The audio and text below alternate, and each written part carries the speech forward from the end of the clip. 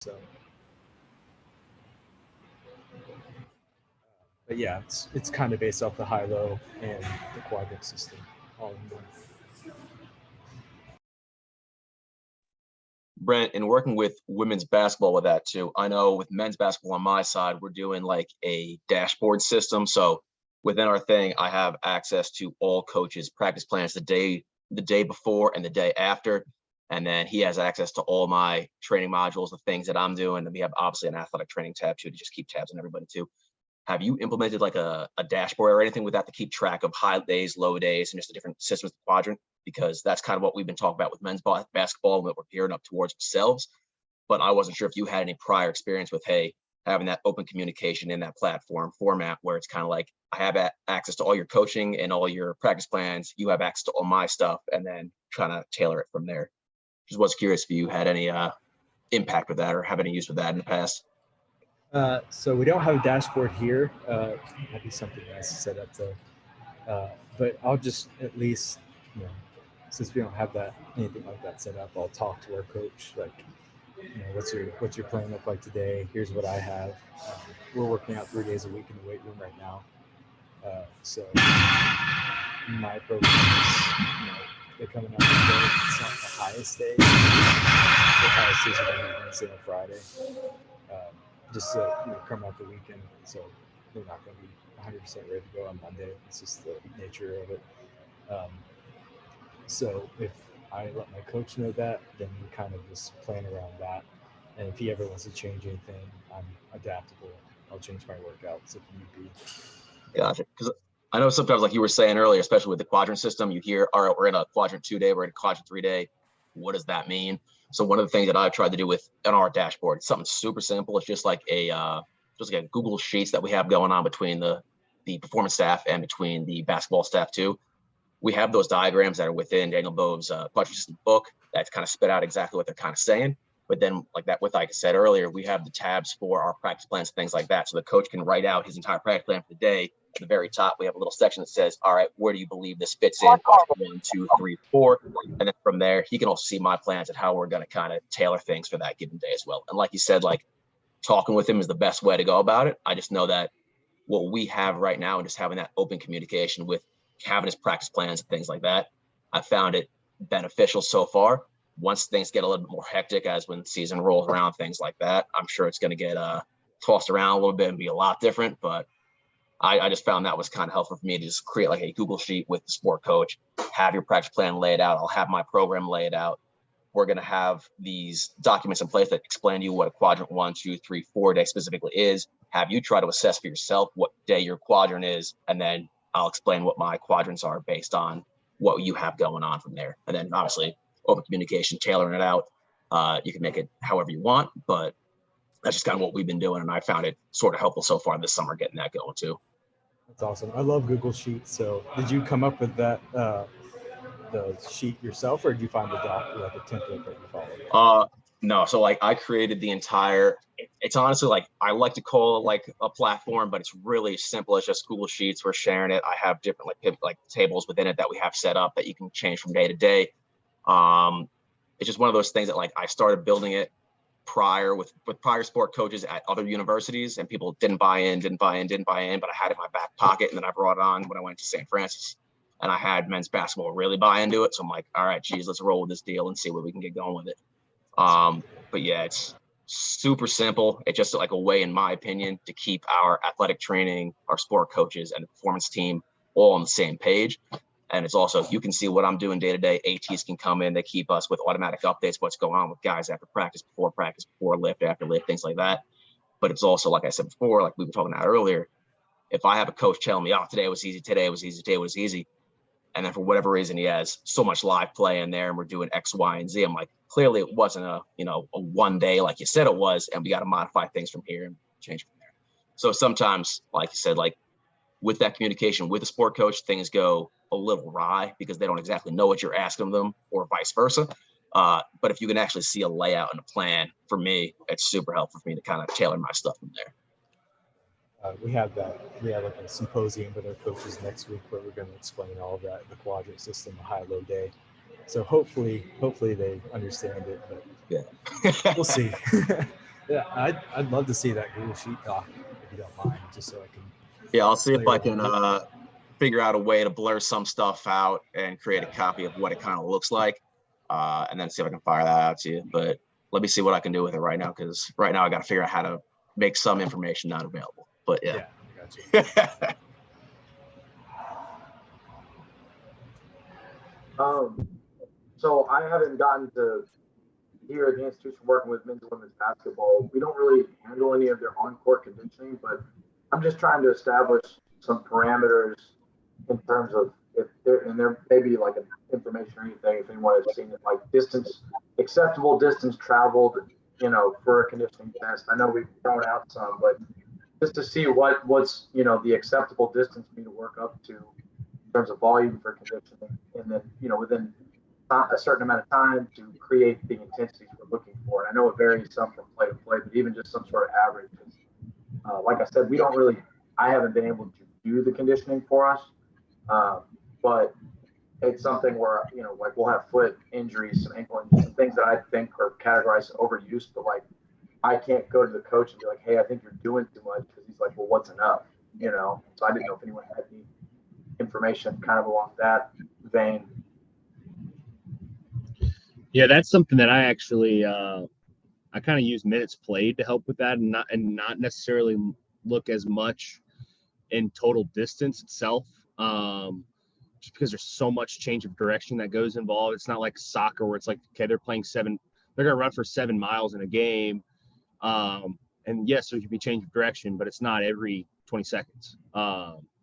So something I've looked at into is taking their minutes played. And this is part of like when I used to sit on the bench. I don't currently sit on any of the team's benches that I'm working with, just because I have everybody and I don't think that's necessarily fair. But when I used to sit on the bench, instead of just sitting on the bench, and cheering, I would actually have minutes played, and I can actually put in kind of like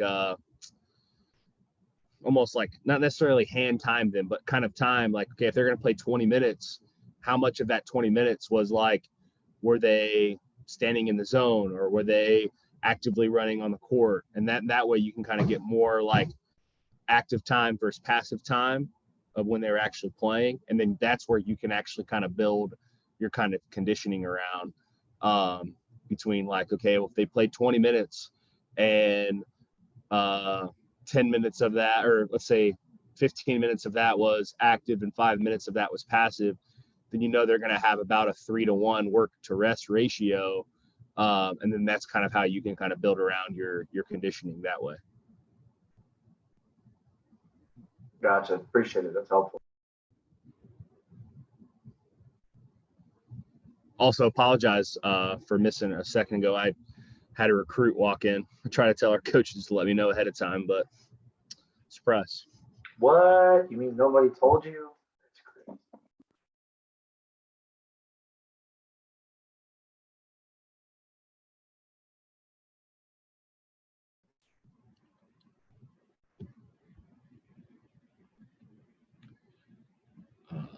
I'm not sure what all you guys jumped onto while I was gone. Obviously, I'm going to put a link of a link of the recording of this YouTube or in this video out on the Discord. So for people who couldn't kind of join in, they can talk. And if I need to go back and kind of cut anything out, just let me know and I can go do that for you guys. But is there anything else that you guys kind of want to cover before we get out of here today?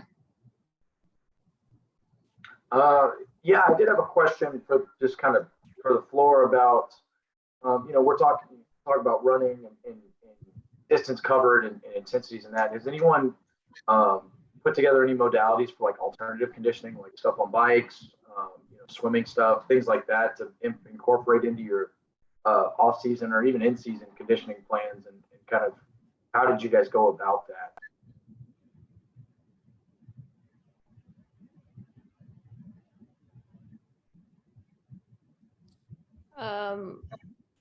I use spin bikes, assault bikes, rowers, ski ergs, versa climbers. That's all things they have here.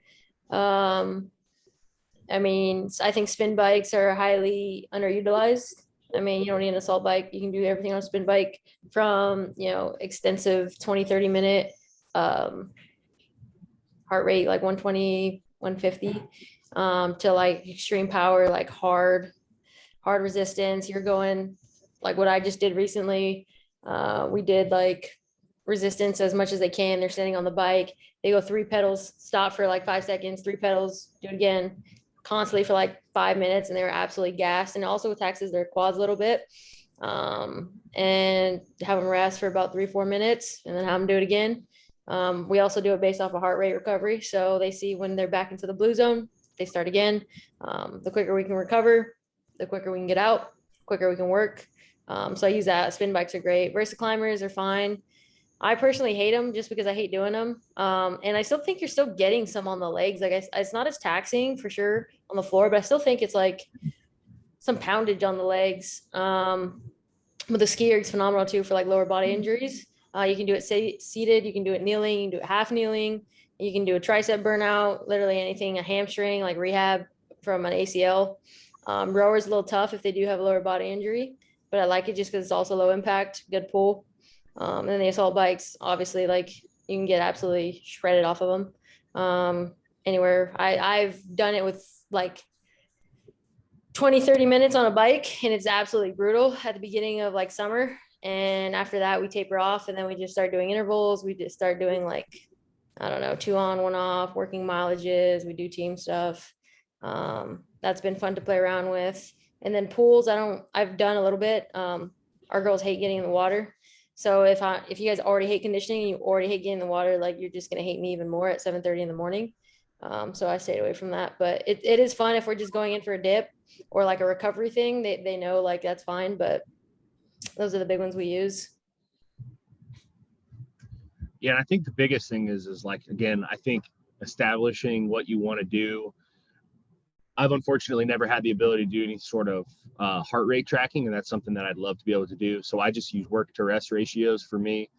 So, I mean, there's all the stuff that coaches kind of mentioned. I've used ropes, medicine balls. I mean, all of that kind of stuff, as long as that work to rest ratio is what you're kind of testing. I mean, even if you think of a tempo run, the tempo run is doing that exact same thing.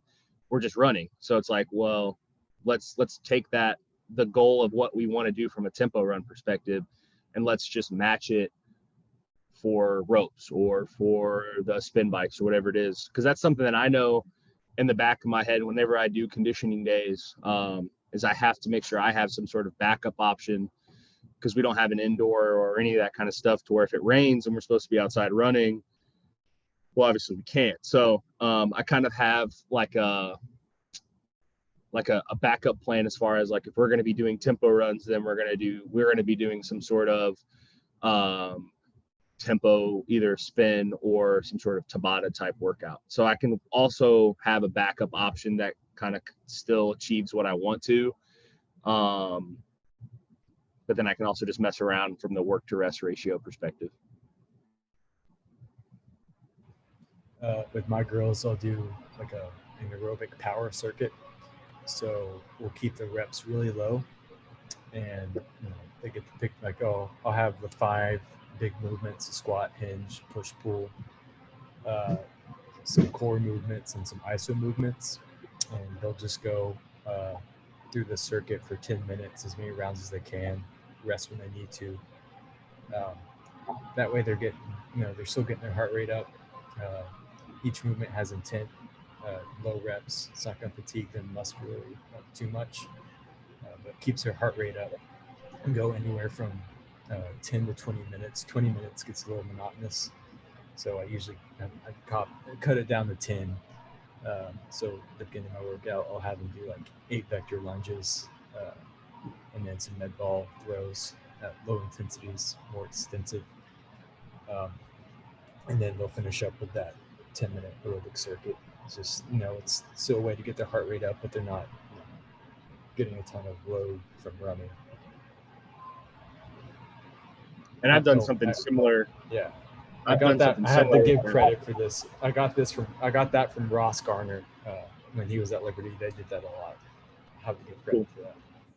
Yeah, that's something. I mean, I've done those. I've done something very similar to that. Whereas his goal was power, and I've done something similar with those circuits where my goal was actually hypertrophy. So I've done it to try to have some sort of muscle build for our guys at the end, where it's literally we'll just do it's 10 push-ups, 10 TRX rows. We're going to start at 12 minutes, and you're going to get as many rounds as you can in that time. I mean, again, that ratio of time that I needed them to work and rest, I can actually see based on how many rounds that they get in.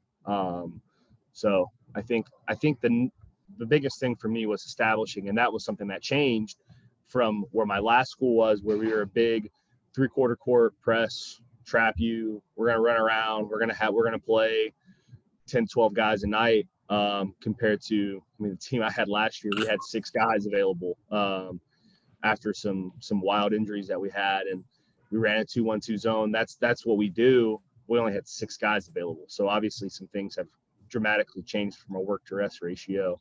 So just establishing that, and I think watching the games is something that kind of helped me do that. A big thing I like to do also with that is talking about like hypertrophy or strongman things, sleds. It doesn't have to be heavy, it can be light, it doesn't have to be sprinting, literally just up and down sleds, carries. Those were always a good time. And then lastly, I can't remember what I was gonna say, but I know sleds and carries were big ones, and I really like those. They had fun with it, they felt strong. It wasn't anything too crazy. Oh, and the last one we did was to like finish them off for core. A lot of crawls. We did so many crawl series. We did rolls. Our athletes are on the ground a lot more than I like. Like they go and one fall into a body fall. And you can talk about being the biggest and strongest, but like you're still going to be on the floor. You're still diving for a ball, hustle plays, all that. So if I can teach you how to land and be comfortable on the ground, we do that. So we do a lot of crawl series. They do crawl with a partner. Vernon Griffith puts a lot out. Me and him were kind of just discussing things, and like he was showing me different ways that he uses it to make it competitive and get their heart rate up. Like we did it for 5 minutes and they got their heart rate like 170, 180, which a little high for me, but they were also having fun and like really getting after it. And they also don't even realize what positions they were in. Like one of them was like breakdancing, the other one was like flipping, tumbling. So that was a fun thing to use. It's good when you have like turf or soft mats. Yeah, that's something I got from when I spent some time at the University of Illinois. That was something that Coach Fletch did a bunch with his guys. Was he does a lot of look. He did. I don't know.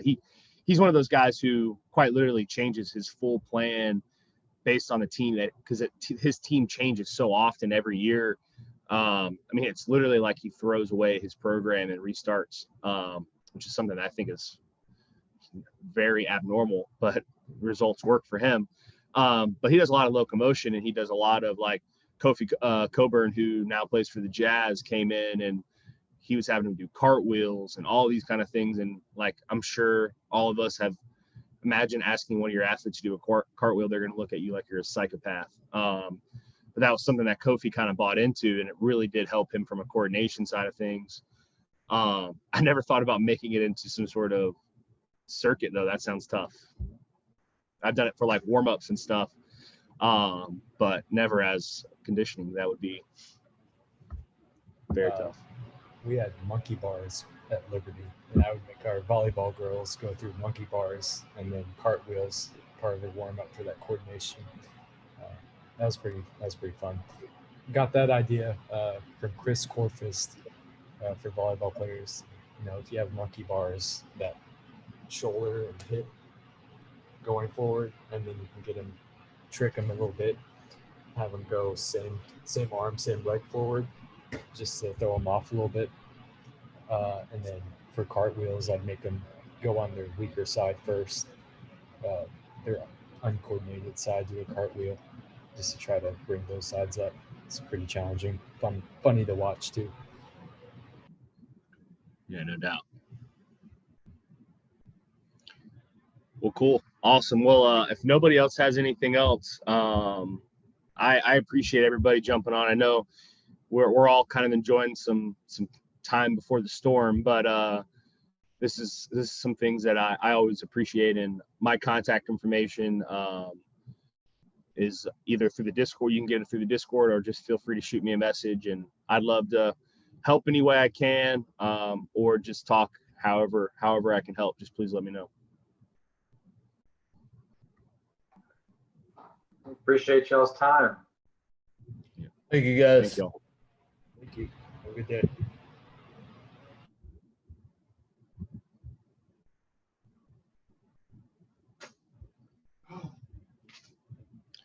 All right, coach. Thank you. That was really cool. Yeah, appreciate it, man. Whenever those process, just you have Google Drive? Yeah, I do. I could probably share it through there. Yeah, just share them through the Google Drive for me, and then I'll get them thrown up on the Discord. Okay, can you text me your email, please? Yes. All right, cool. Awesome. All right, buddy. Have a good one. You too.